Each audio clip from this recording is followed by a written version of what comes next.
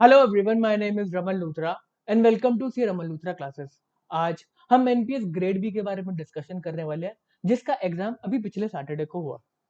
उसके अंदर क्या क्या आया हम उसके बारे में डिस्कशन करेंगे, क्या एक्सपेक्टेड कट ऑफ है उसके बारे में हम बाद में एंड में डिस्कशन करेंगे इस वीडियो के।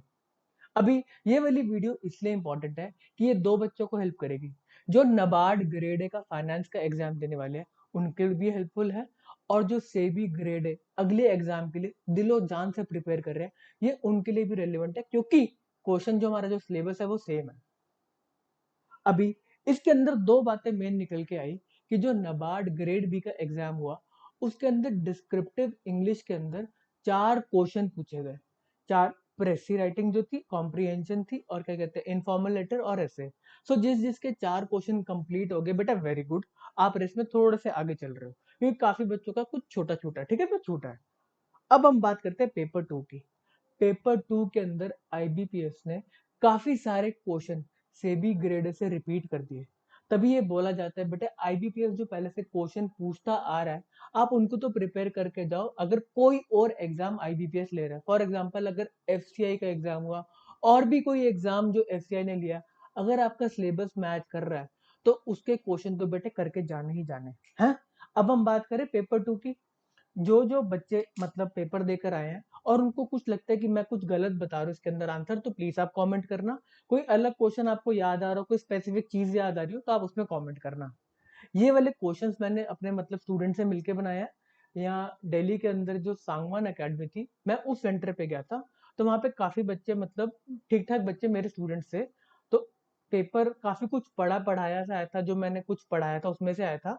तो इसलिए बच्चे मेरे से बात करके मेरे को काफी सारे क्वेश्चन बता दिए, नहीं तो बट मेरे को वहीं पे मारते अगर पेपर ऊपर नीचे कोई ना कोई आ जाता तो। चलो सर, फालतू की बातें छोड़ो, आप हमें क्वेश्चन आंसर बताओ कि क्या क्या है। हम स्टार्ट करते हैं कॉमर्स एंड अकाउंटेंसी के फर्स्ट क्वेश्चन से। थोड़ा सा पढ़ाते पढ़ाते भी चले, हाँ ठीक है। एक्स राइट कम राइट के न्यूमेरिकल क्वेश्चन आया था। उसमें बोला वैल्यू ऑफ राइट निकालना। मार्केट प्राइस चल रहा था एक शेयर का 240, और उन्होंने बोला जिसके पास भी दो शेयर है, हम राइट दे रहे कि आप तीसरा शेयर 120 का ले लो, 120 का ले लो, ठीक है। तो हमने बोला cum right price of a share is 240।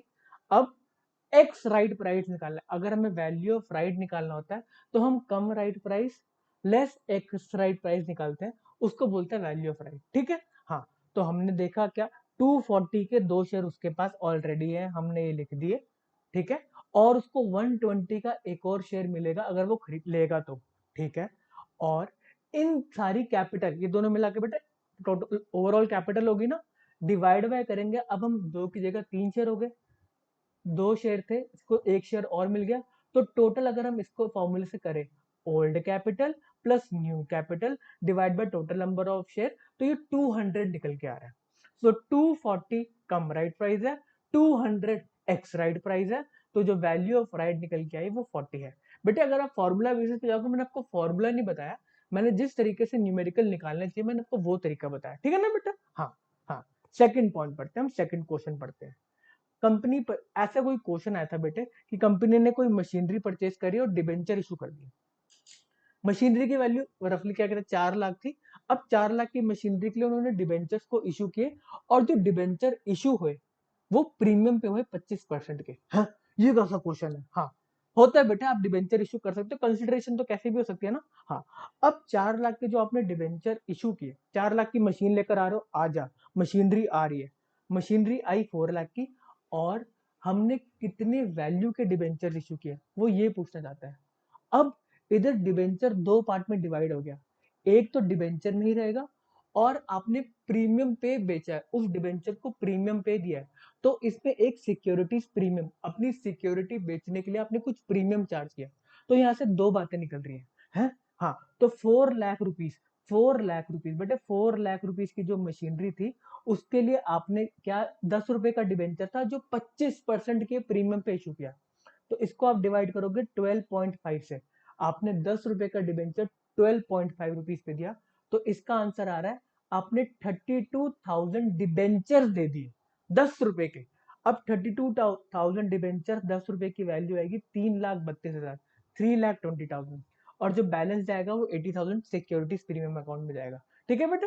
इसमें शायद क्वेश्चन के अंदर उन्होंने नंबर ऑफ डिबेंचर पूछे थे या वैल्यू ऑफ डिबेंचर अकाउंट, मतलब डिबेंचर में कितना क्रेडिट होगा, तो 3,20,000 आंसर आप देख लेना, ठीक है।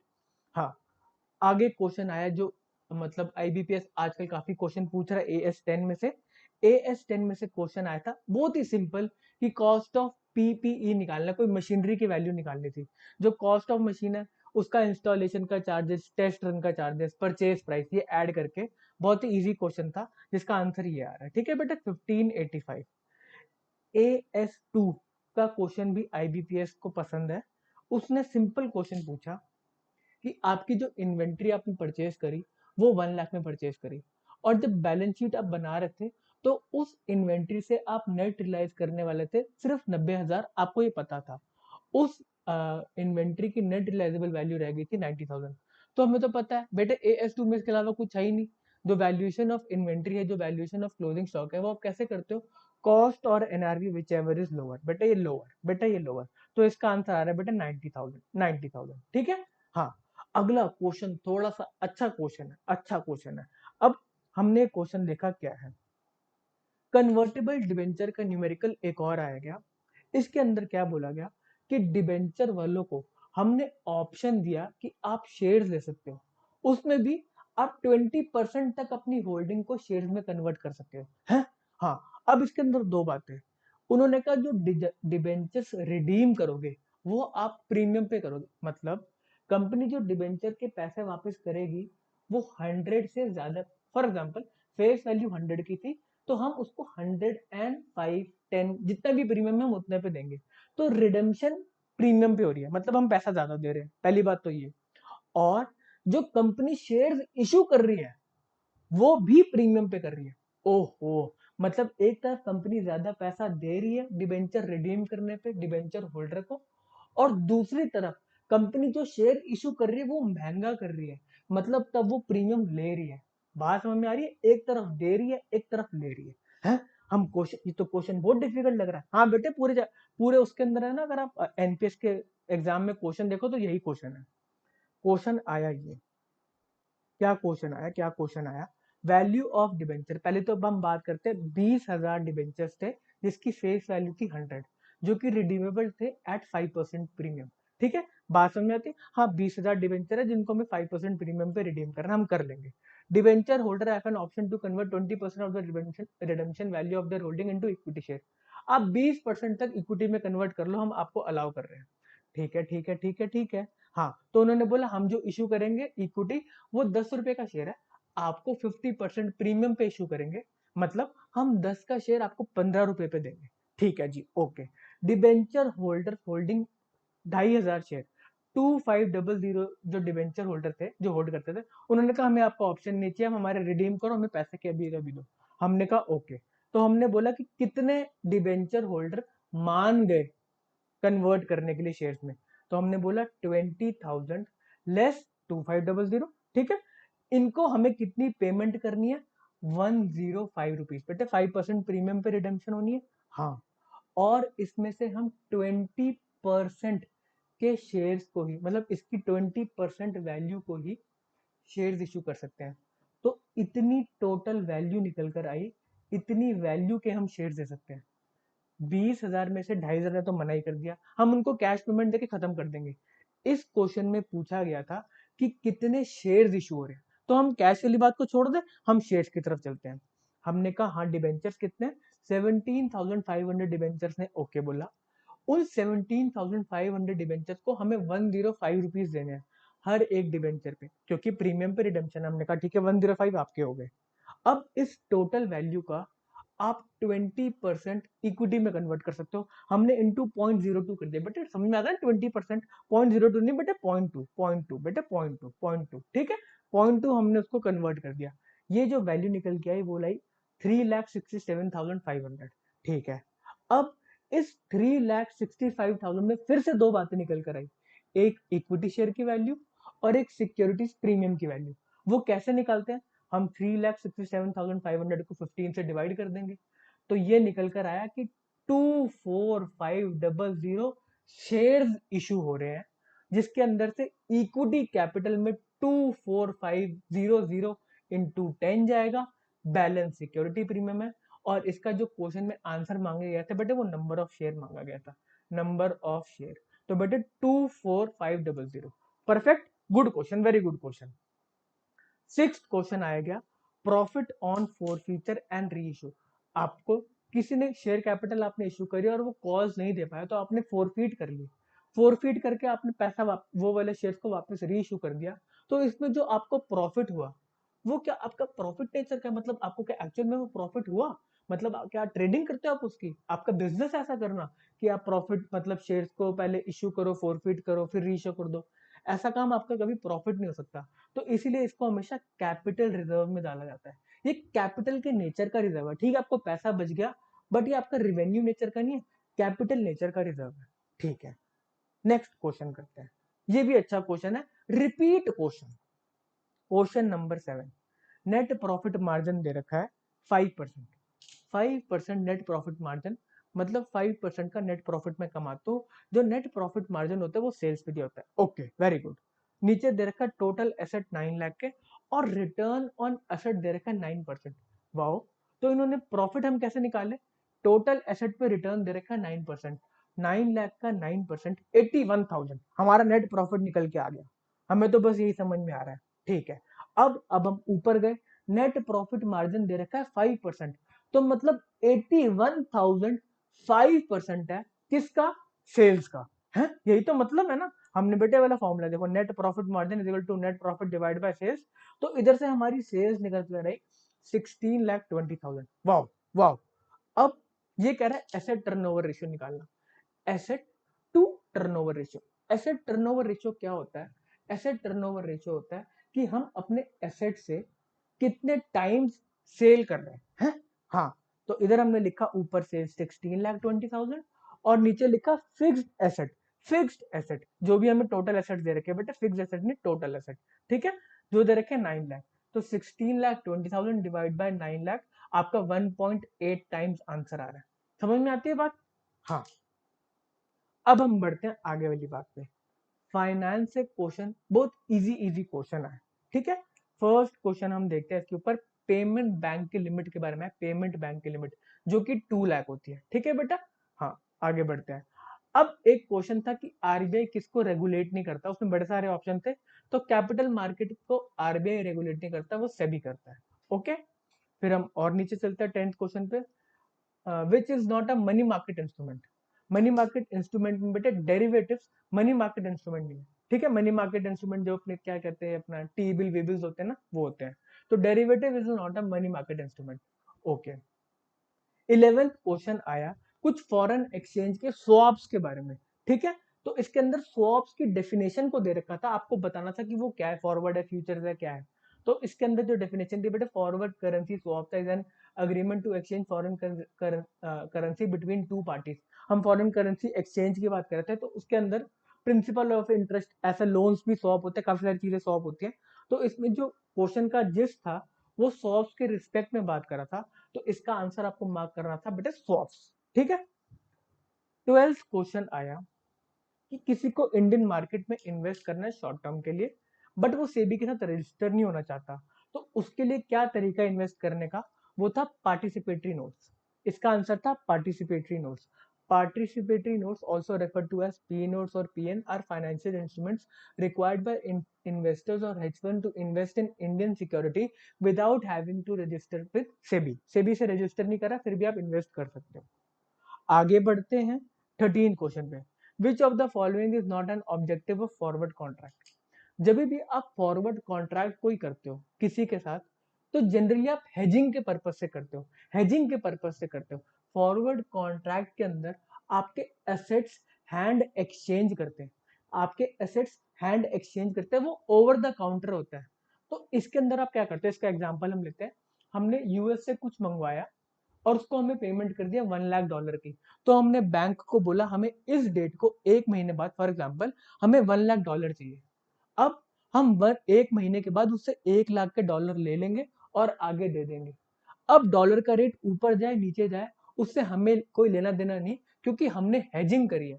तो इस फॉरवर्ड कॉन्ट्रैक्ट के अंदर कभी भी हम प्रॉफिट कमाने के बारे में नहीं सोचते, हम बस अपने लॉसेस को कम करने के बारे में सोचते हैं। हम हेजिंग के बारे में सोचते हैं। तो फॉरवर्ड कॉन्ट्रैक्ट का क्या ऑब्जेक्टिव नहीं है बेटे, प्रॉफिट अर्निंग मोटिव से नहीं होता। ठीक है बेटा, इसका आंसर ये था। 14th एक सिंपल क्वेश्चन आया था बेटे, फ्यूचर्स में निफ्टी सेल परचेज कर रहे हैं तो कितना आपका क्या कहते हैं आंसर, क्या कहते हैं अर्निंग्स हुई है, वो ये शायद रिपीट क्वेश्चन है, इसका आंसर ये आ रहा है। ठीक है। 15th क्वेश्चन भी ये वाला शायद रिपीट है। ओपन इंटरेस्ट के बारे में बात करी गई।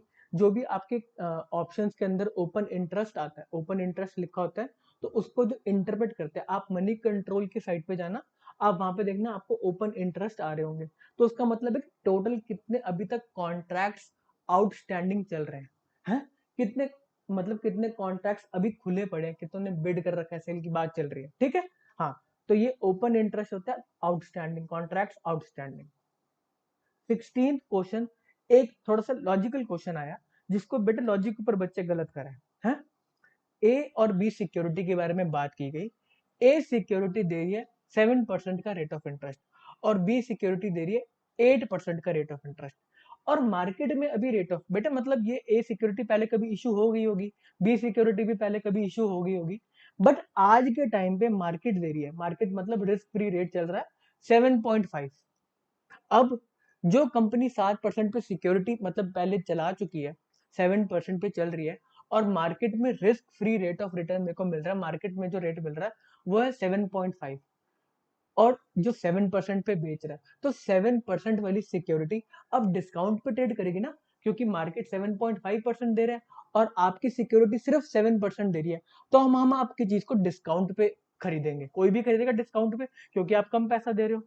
और उसी दूसरी साइड पे देखो कि मार्केट 7.5 दे रही है, बट आपकी सिक्योरिटी, बी सिक्योरिटी 8% दे रही है, तो हम इस सिक्योरिटी को लेने के लिए प्रीमियम देने को तैयार है, क्योंकि आप ज्यादा कैश फ्लोज दे रहे हो, 0.5% ज्यादा कैश फ्लोज दे रहे हो, इसलिए हम 8% वाले को प्रीमियम देने को तैयार है? चलो आगे बढ़ते हैं बेटा, आगे बढ़ते हैं।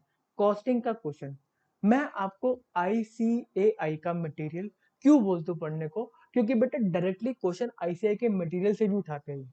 ये क्वेश्चन आया गया था ट्रांसपोर्ट का सर्विस कॉस्टिंग के ऊपर। क्वेश्चन में कुछ गलतियां, एक गलती भी थी क्वेश्चन के अंदर, बट ठीक है मैं आपको बताता हूँ गलती क्या थी क्वेश्चन के अंदर। तो क्या हुआ, उन्होंने बोला 5 बसेस हैं, 5 बसें हैं, ठीक है बेटे। हाँ, ये सेम का सेम क्वेश्चन है, इसलिए मैंने ना स्क्रीनशॉट लगा दिया उसका। ये बड़ा क्वेश्चन है, इसमें सिर्फ एक छोटा पार्ट पूछा। 5 बसेस हैं बेटे, 40 किलोमीटर अपार्ट 2 टाउन है, वहां पे चलती हैं, और 40 पैसेंजर बस में बिठा सकते हैं। ठीक है। हाँ, अब उन्होंने बोला कि ये पूरे महीने चलती हैं, और इसके अंदर जो सिटिंग कैपेसिटी, एक्चुअल पैसेंजर जो बैठते हैं वो जनरली 75% अराउंड बैठते हैं। तो इन्होंने बोला कि आप पैसेंजर किलोमीटर बताओ। पहले तो 5 बस कितनी किलोमीटर चल रही है हमें वो निकालना है, उसके बाद जितने पैसेंजर है उनमें उससे इंटू कर देना, सिंपल। हमने देखा कि क्या हो सकता है, नंबर ऑफ बसेस हैं 5, हमने 5 लिखा, डिस्टेंस ट्रेवल करती है 40, ठीक है, हाँ हमने 40 लिखा। बेटे ये एक साइड का है, राउंड ट्रिप करती है ना, तो इसलिए इसको 2 से इंटू कर दिया। पहले 5 बसेस 40 किलोमीटर इंटू 2। अब ये 30 के 30 दिन चलती हैं, 30 डेज पूरे महीने में चलती हैं, और इसमें 40 सीट्स हैं, जिसके अंदर से ऑक्यूपेंसी 75% है। इससे हमने किलोमीटर, पैसेंजर किलोमीटर निकाल लिया। पहले हमने किलोमीटर निकाला, मैं आपको एग्जांपल दूं, 5 बसें 40 किलोमीटर है, 40 किलोमीटर है, 40 किलोमीटर है, 40 किलोमीटर नहीं सीधा 80, एक राउंड ट्रिप 80 किलोमीटर लेती है, और 5 बसेस है, 80 80 80 into 5 400 kilometre, 400 kilometre, 400 kilometre, 400, 400 kilometre into 30 दिन चलेंगी, 30 दिन चलेंगी, 30 दिन तो कितने हो गए, 1200 1200 1200, 1200 किलोमीटर हो गए, 1200 किलोमीटर इंटू 30, इंटू 30, 1200 नहीं बेटा 12,000 हो गए बेटा, sorry 12,000 into into 30 seats, 30 seats 30 passenger है, तो आपका 3,60,000 पैसेंजर आप कर लोगे, आपका आंसर आ जाएगा। तो 3,60,000 पैसेंजर किलोमीटर, ये आंसर है। तो इंस्टीट्यूट की बुक्स को रेफर करना इसलिए थोड़ा सा इंपॉर्टेंट हो जाता है। ठीक है। अच्छा, इसके अंदर क्वेश्चन में क्या गलती थी, उन्होंने जो लास्ट में लिखा ना कि पैसेंजर किलोमीटर लगाओ फॉर ऑल बसेस, उन्होंने ना 5 की जगह 4 लिख दिया था। ठीक है। तो 4 आप वो वाली, अगर आप 4 को आप इग्नोर कर दो, 5 से निकालते तो आपका आंसर आ जाता। जिन्होंने 4 से निकाला उनका आंसर नहीं आ रहा था, बट क्वेश्चन में गलती है, तो आईबीपीएस सबको शायद मार्क्स दे दे। चलो अगला क्वेश्चन करते हैं, 18 क्वेश्चन। इन्वेंट्री मैनेजमेंट के लिए एबीसी एनालिसिस का यूज होता है। इजी क्वेश्चन पिछली बार भी आया था। 19th क्वेश्चन, सप्लीमेंट्री रेट का क्वेश्चन भी पिछली बार आया था, इसको हम थोड़ा सा पढ़ाई करते हैं। सप्लीमेंट्री रेट होता क्या है? आपको पता है कि एब्जॉर्प्शन कॉस्टिंग के अंदर ओवर एब्जॉर्प्शन या अंडर एब्जॉर्प्शन होती है, ठीक है? हाँ, तो अब ऐसा सिनेरियो आया कि ओवर एब्जॉर्प्शन या अंडर एब्जॉर्प्शन हमें पता चल गया, ठीक है? अब उसको रेक्टिफाई करने के लिए हम एक और रेट निकालते हैं कि अब हम कोई और रेट निकाल के उसकी मतलब कॉस्ट को चार्ज कर देंगे, हैं? अब देखते हैं हमें क्या है। एक्चुअल में जो खर्चा हुआ वो लिखा हुआ था 32,70,000। समझ में आती है? हाँ, एक्चुअल में जो ओवरहेड का खर्चा हुआ, हम एब्जॉर्ब कितना कर पाए, मतलब हम कॉस्टिंग में कितना चार्ज कर पाए, वो है 32 लाख ओनली। तो 70,000 रह गए, 70,000 रह गए। अब हमें इस 70,000 को जितने यूनिट्स प्रोड्यूस हुए उस पे डिवाइड करना ना, प्रोडक्शन पे डिवाइड करेंगे। तो उन्होंने बोला अब क्वेश्चन के अंदर प्रोडक्शन यूनिट्स में नहीं दे रखा, उन्होंने दे रखा है कॉस्ट ऑफ सेल्स इतने रुपए की हुई, 220 लाख की हुई, क्लोजिंग स्टॉक हमारा 15 लाख का है, वर्क इन प्रोग्रेस 15 लाख का है। तो क्या हो गया, अगर यूनिट्स में नहीं दे रखे तो हम पूरी की पूरी वैल्यू को ले लेते हैं। तो हमने क्या करा, जो अंडर अभी अंडर एब्जॉर्ब्ड है ना, हमने उसको ऊपर लिखा 70,000, और पूरी वैल्यू ऑफ स्टॉक मतलब जितना टोटल बिका 220, 15 और 5, टू मतलब 240 लैक्स, उसको हमने नीचे रख दिया। तो इससे हमारा आंसर है 0.003। ये वैल्यू का हम सप्लीमेंट्री रेट दे रहे हैं। ये क्या है, पर rupee of stock produce, per unit की बात नहीं कर रहे, पर आईएनआर आपको इतना और चार्ज करना है। अब आप इतने रुपए से अपने क्या कहते हैं कॉस्ट ऑफ सेल्स को बढ़ा दो, क्लोजिंग स्टॉक को बढ़ा दो और डब्ल्यूआईपी को बढ़ा दो। बात समझ में आती है? तो क्वेश्चन में सिर्फ सप्ली रेट ही मांगा था, सप्लीमेंट्री रेट वो इतना आएगा। बात समझ में आती है? हाँ, good question, but repeat question है शायद ये भी। अगला क्वेश्चन आता है बैच कॉस्टिंग का। बैच कॉस्टिंग के अंदर बड़े सारे मतलब बैच कॉस्टिंग का उन्होंने एग्जांपल पूछा था, इंडस्ट्रीज के नाम दे दिए थे। कुछ बच्चे बेटे क्या कहते हैं डिजाइनर वेयर को बैच कॉस्टिंग करे, जो कि नहीं है। इसका आंसर है ड्रग्स जो मैन्युफैक्चर होते हैं वो हमेशा बैचेस में होते हैं, ठीक है जी। हाँ, आगे बहुत ही सिंपल क्वेश्चन आया एक वेरिएंस का। बच्चे स्टैंडर्ड मतलब वो क्या कहते हैं वेरिएंस पढ़ पढ़ के परेशान हो गए थे, जो स्टैंडर्ड कॉस्टिंग पढ़ पढ़ के परेशान। इसके अंदर उन्होंने एक बेसिक सा सवाल पूछा कि आपका एक्चुअल में खर्चा ज्यादा हुआ है या कम हुआ है, with respect to standard cost कितना होना चाहिए, तो वो एडवर्स है फेवरेबल है। तो इसका अभी हमने क्वेश्चन मतलब डायरेक्ट क्वेश्चन था, इसलिए इसका आंसर हमें पता नहीं है, मतलब बच्चों ने बताया नहीं सर कि हम मार्क कर कर आ गए कि इसका हमें पता था, बहुत ही मतलब सिंपल क्वेश्चन था, ठीक है। 22 पॉइंट आया, संक कॉस्ट क्या होती है? तो संक कॉस्ट बेटा हिस्टोरिकल कॉस्ट होती है, पहले की कॉस्ट होती है, वो हमारे लिए डिसीजन मेकिंग में कभी काम नहीं आती, इररेलेवेंट कॉस्ट होती है, ठीक है। हाँ, एक क्वेश्चन आया ब्रेक इवन पॉइंट से रिलेटेड, उसके अंदर न्यूमेरिकल के अंदर पूछा गया कि 40 रुपीज का सेलिंग प्राइस है, पीवी रेशियो हमारी 40% है, पीवी रेशियो होता है contribution by sales into 100, fixed cost दे रखा है उन्होंने 60,000। तो हमने बोला क्या, अब हमें 60,000 को कवर करना है। ब्रेक इवन पॉइंट कहता है कि किस पॉइंट पे नो प्रॉफिट नो लॉस। हमने कहा ठीक है। तो अब हमने देखा कि हमारा कॉन्ट्रीब्यूशन कॉन्ट्रीब्यूशन आ रहा है 40 इंटू 40%, 40 रुपीज का 40% हमारा कॉन्ट्रीब्यूशन है, जो कि 16 रुपीज आया। अब ये 16 रुपीज दो चीजों की तरफ कंट्रीब्यूट करता है। किसकी तरफ कंट्रीब्यूट करता है? एक पहले तो फिक्स्ड एसेट्स के जो कॉस्ट है, जो फिक्स्ड कॉस्ट है, उसके बाद हम प्रॉफिट की तरफ जाते हैं। इसका ये मतलब बेटा तभी इसको कंट्रीब्यूशन बोला जाता है? तो हम देख रहे ब्रेक इवन पॉइंट क्या होना चाहिए। अब हमने बोला कि हम 16 रुपीज कमा रहे एक यूनिट के ऊपर, और 60,000 की हमें फिक्स्ड कॉस्ट को कवर करना है। तो हमने इसको इससे डिवाइड किया, फिक्स कॉस्ट डिवाइड बाय जो हमारा क्या कहते हैं कंट्रीब्यूशन पर यूनिट है 16। तो हम 375 यूनिट जब बेच लेंगे, 3750 यूनिट्स अगर हम बेच लेंगे, तो हम no profit no loss situation पे है। इस यूनिट को बेचने के बाद हमारी फिक्स्ड कॉस्ट के एक्सपेंस सारे कवर हो जाएंगे। इस यूनिट के बाद हम जो भी यूनिट को बेचेंगे, 6751 यूनिट जो हम बेचेंगे, उधर से हम प्रॉफिट कमाना स्टार्ट कर देंगे। बात समझ में आती है? ठीक है बेटा, आंसर यही है 3750 यूनिट्स। अगला क्वेश्चन आया 80 था, अब प्रोसेस कॉस्टिंग का क्वेश्चन आया, वेरी गुड। इन्होंने बोला 8000 यूनिट्स को हमने क्या कहते हैं इंट्रोड्यूस किया प्रोसेस वन के अंदर, नॉर्मल लॉस दे रखा है 5%, ठीक है। एक्चुअल यूनिट्स जो अभी बाहर निकले आए हैं वो है 6600 यूनिट्स बाहर है। और वर्क इन प्रोग्रेस के अंदर क्या कहते हैं हमारे 1000 यूनिट्स हैं जो कि 60% कंप्लीट हो चुके हैं और बाकी का 40% काम रह गया। तो कह रहे इक्विवेलेंट यूनिट्स बताओ। तो बेटा ठीक है, इक्विवेलेंट यूनिट्स क्या होते हैं, 6600 ऐड करो, ये क्या कहते हैं 1000 यूनिट्स जो वर्क इन प्रोग्रेस है, इसको आप इक्विवेलेंट करो 60% इंटू करके 600 आ गए।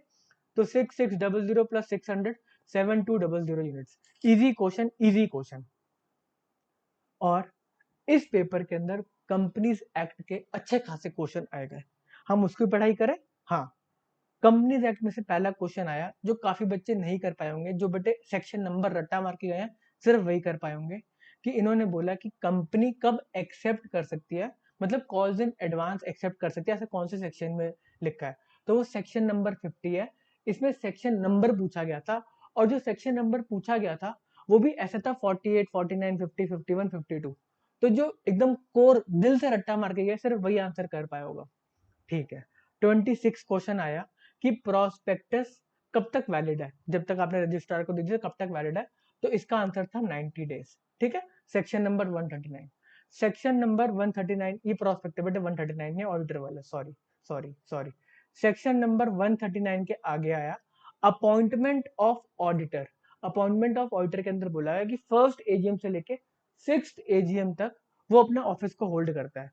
ये 6th एजीएम एमसीक्यू में आया गया था। इसका आंसर भी काफी बच्चे सही कर आए हैं, वेरी गुड। अगला क्वेश्चन आया सेक्शन नंबर 158 से, काफी बच्चे इसको गलत भी कर आए हैं। इसके अंदर क्या पूछा गया था कि कोई प्राइवेट कंपनी अगर रिफ्यूज कर देती है आपके transfer of transmission of security को, तो आपको कितने टाइम में उसका मतलब बताना है कि आपने क्यों रिफ्यूज किया, क्या उसका रीजन क्या था। तो इसका आंसर था 30 डेज। काफी लोग इसको कंफ्यूज कर गए transfer and transmission of shares के ऊपर, जिसका आंसर 60 डेज होता है। ठीक है, तो इसके अंदर लिखा है 30 days from the date of which instrument to transfer, जो भी इंस्ट्रूमेंट दिया गया था और कंपनी ने रिफ्यूज कर दिया उसको रजिस्टर करने से, तो 30 डेज में आपको बताना है कि आपने क्यों रिफ्यूज किया कंपनी को। ठीक है, तो इसका आंसर 30 डेज है। क्वेश्चन नंबर 29 में आया गया, सेक्शन नंबर 57 से पेनल्टी पूछी गई कि कोई एक अपने आप को बताता है कि मैं पर्सोनेट करता है कि मैं शेयर होल्डर हूं, जो कि वो है नहीं। ठीक है, तो उसके केस में बोला गया कि कितनी मैक्सिमम पेनल्टी, मैक्सिमम फाइन कितना हो सकता है और कितने साल तक की जेल हो सकती है। तो 5 लाख और 3 लाख। जिसने पढ़ा है पेनल्टीज के बारे में वो परम्यूटेशन कॉम्बिनेशन लगा के इसका इजीली आंसर कर सकता था। ठीक है जी, हाँ। 30 में आया क्वेश्चन नंबर 30 में कि फाइनेंशियल स्टेटमेंट्स में हमारा क्या नहीं आता। ये आप दोनों में कंसीडर कर सकते हो, अपने अकाउंट्स के अंदर भी और कंपनीज एक्ट के अंदर भी। शेड्यूल 3 भी हमें बोलता है कि हमारे फाइनेंशियल स्टेटमेंट में क्या क्या आता है, और इसका आंसर है क्या नहीं। क्वेश्चन में था कि क्या नहीं आता, तो ट्रायल बैलेंस उसका सही आंसर है, वो हमारे फाइनेंशियल स्टेटमेंट में नहीं आता। फाइनेंशियल स्टेटमेंट में balance sheet, profit and loss, cash flow statement, statement of change in equity, notes to accounts आते हैं। ठीक है जी, हाँ। अगला क्वेश्चन आया मीटिंग ऑफ बोर्ड के बारे में। उसके अंदर दो फिल इन द ब्लैंक्स थे कि पहली मीटिंग आपकी कितने दिन के अंदर हो जानी चाहिए और कितनी टोटल नंबर ऑफ मीटिंग्स होनी चाहिए। तो इसका आंसर है 30 डेज के अंदर पहली मीटिंग हो जानी चाहिए और टोटल साल के अंदर 4 मीटिंग्स होनी चाहिए। Easy question. अगला पढ़ते हैं, एप्लीकेशन ऑफ प्रीमियम के बारे में। जब आप शेयर्स को इशू करते हो और प्रीमियम लेते हो तो उस प्रीमियम को आप कहाँ का यूज कर सकते हो। तो इसके अंदर बड़े सारे ऑप्शन थे, बायबैक थे, जो भी चीजें थी। तो उसके अंदर आपको आंसर था ऑल ऑफ दी अबव, जो क्वेश्चन में दिया गया था बेटा उसमें आंसर आपको मार्क करना था ऑल ऑफ दी अबव। पूरे आपके एनपीएस के एग्जाम के अंदर सिर्फ एक question out of the course आया, वो ये है। ये सेक्शन नंबर 197 है कि आपका जो मैनेजरियल रेम्यूनरेशन है वो मैक्सिमम कितना हो सकता है। तो मैक्सिमम हो सकता है बेटे 11% ऑफ नेट प्रॉफिट। ये चैप्टर नंबर 13 में से है, आपके सिलेबस में चैप्टर नंबर 12 तक है। ठीक है, एक क्वेश्चन तो बाहर से पूछ सकते हैं, उन्होंने चैप्टर नंबर 13 से एक क्वेश्चन पूछा। हम नोट करके रख रहे हैं, अगले वाले कभी एग्जाम के अंदर अगर कुछ आ जाए ऐसा तो हम ये भी कवर करके चल रहे हैं। ठीक है बेटा, हाँ। इकोनॉमिक्स के अंदर अब हम बात कर रहे हैं, मेरी 3-4 बच्चों से बात हुई तो वो एक क्वेश्चन में बहुत कंफ्यूज है कि उसमें डिजायर और विलिंगनेस टू पे या एबिलिटी टू पे पता नहीं क्या दिया गया था। तो इसमें थोड़ी सी कंफ्यूजन चल रही है कि इसका आंसर डिमांड है, विश है या फिर और कुछ भी हो सकता है। तो इसके रिस्पेक्ट में आप प्लीज कमेंट करो कि इसका आंसर आपको क्या लगता है और क्वेश्चन क्या था। ठीक है बेटा। हाँ, 35 क्वेश्चन में आया कि reserve bank of India monetary policy का यूज किस लिए करती है, तो उसका आंसर है बेटे मनी सप्लाई को देखने के लिए, कंट्रोल करने के लिए, बढ़ाने के लिए। एक इजी न्यूमेरिकल क्वेश्चन आया जीडीपी डिफ्लेटर का, मेरे हिसाब से सबका आंसर आ गया था, स्ट्रेट फॉरवर्ड क्वेश्चन था। अगर आपको कोई डाउट है तो मैं विनीत सर से आपकी बात करा दूंगा। ठीक है बेटा, जो हमारे इकोनॉमिक्स के एक्सपर्ट है।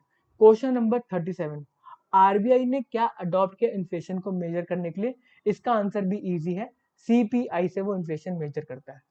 38 क्वेश्चन आया, प्राइमरी सिंपल सिंपल क्वेश्चन आया, फिजिकल डेफिसिट में हम इंटरेस्ट माइनस करते हैं तो क्या आता है, तो उन्होंने बोला कि प्राइमरी डेफिसिट। समझ में आती है बात, minus interest payment on previous boring, तो ये हमारा आ गया प्राइमरी डेफिसिट।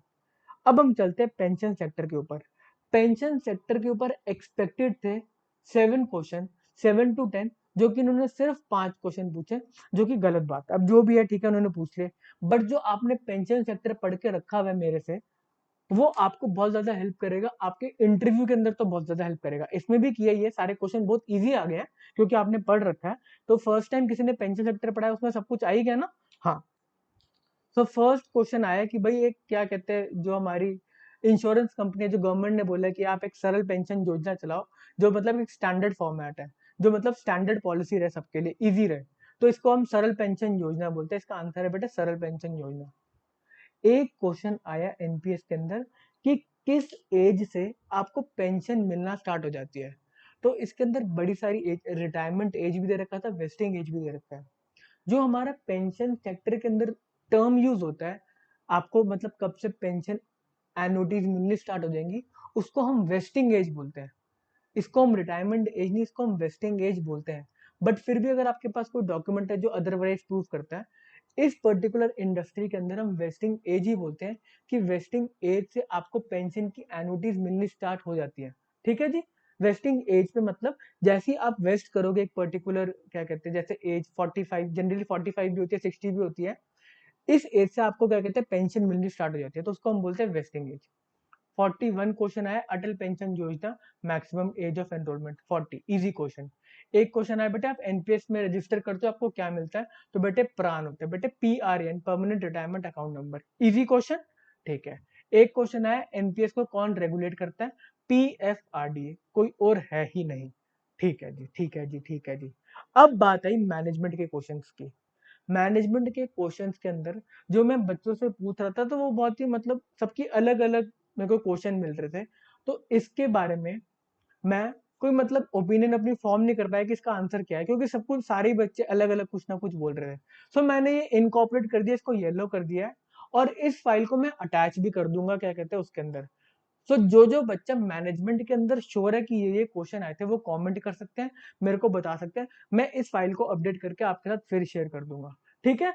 तो आज की बात को हम आपके पेपर को यहीं पे खत्म करें? नहीं सर, आप हमें बताओ कि आप कितना एक्सपेक्ट कर रहे हो कि कितनी कट ऑफ जा सकती है। अब कट ऑफ के बारे में हम बात करते हैं। एनपीएस की कट ऑफ, जितना मुझे लगता है, जो अच्छा, इसके अंदर एक बात सेबी से अलग ये है कि सेबी के अंदर इंग्लिश के एग्जाम को 1/3, इंग्लिश डिस्क्रिप्टिव के एग्जाम को 1/3 की वेटेज दी गई थी, और जो पेपर 2 टेक्निकल सब्जेक्ट से उनको 2/3 की वेटेज दी गई थी। बट एनपीएस में ऐसा नहीं है, इन दोनों को इक्वल रखा गया है। सो जिसके पेपर 2 में 5 क्वेश्चन सही हुए हैं, मतलब ज्यादा सही हुए हैं दूसरे कंपेयर टू अदर, बट किसी और बंदे का इंग्लिश अच्छा हो गया, तो समझो आपने मिटिगेट कर लिया, मतलब इंग्लिश अच्छा हुआ तो मतलब आपके 10 नंबर ज्यादा इंग्लिश के अंदर, तो नेक टू नेक चल रहा है।